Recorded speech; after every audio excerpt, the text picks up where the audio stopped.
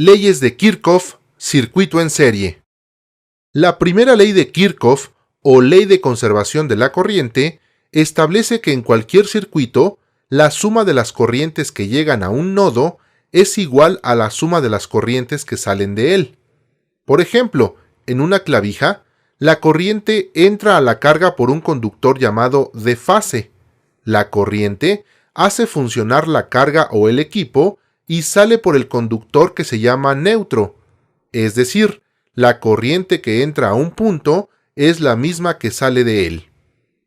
Por ejemplo, en un molino, la corriente de agua los hace funcionar y el agua sigue su camino. La corriente se conserva. En un contacto con dos equipos conectados, la corriente que llega por la fase llega al nodo y se divide en dos caminos. La energía entra por las fases de los equipos y la corriente regresa por los neutros de cada uno de ellos, hasta el neutro del nodo. Entonces se dice que la corriente que sale de un punto es la suma de las corrientes que regresan a él, ya sea en un contacto o en una carga. La segunda ley de Kirchhoff es la ley de conservación de las tensiones. En un circuito cerrado, la suma de las tensiones de las cargas es igual a la tensión de la fuente.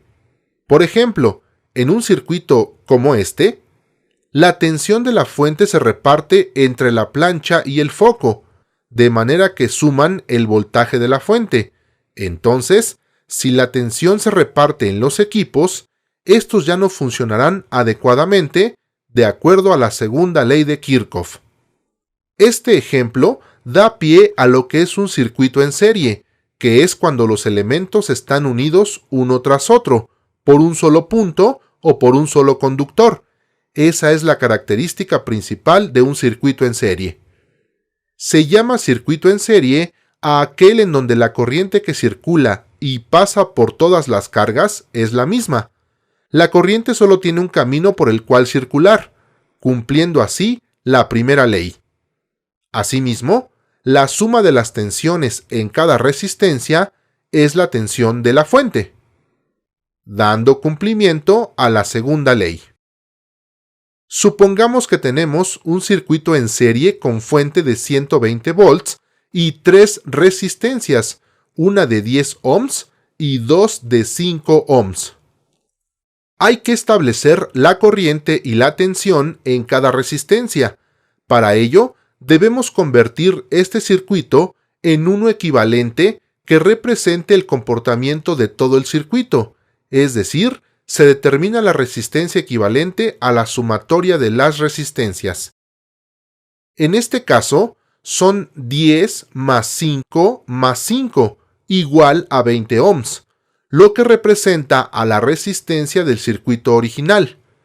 Con esto podemos determinar la corriente que circula por el circuito, utilizando la ley de Ohm que nos dice que la corriente es igual a la tensión entre la resistencia, 120 entre 20, 6 amperes. Quiere decir que por cada una de las resistencias circulan 6 amperes. Ahora la tensión. ¿Cómo se comporta?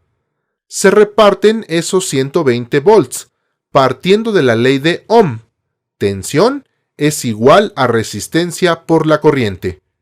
La tensión en la resistencia 1 es 10 ohms, por la corriente 6 amperes, igual a 60 volts. Tensión en la resistencia 2, 5 por 6, 30 volts. En la resistencia 3, 5 por 6 igual a 30 volts. Según la segunda ley de Kirchhoff, la suma de las tensiones en las cargas es la tensión de la fuente, es decir, si sumamos estos valores, debe dar el valor de la fuente. Así comprobamos que nuestro cálculo es correcto.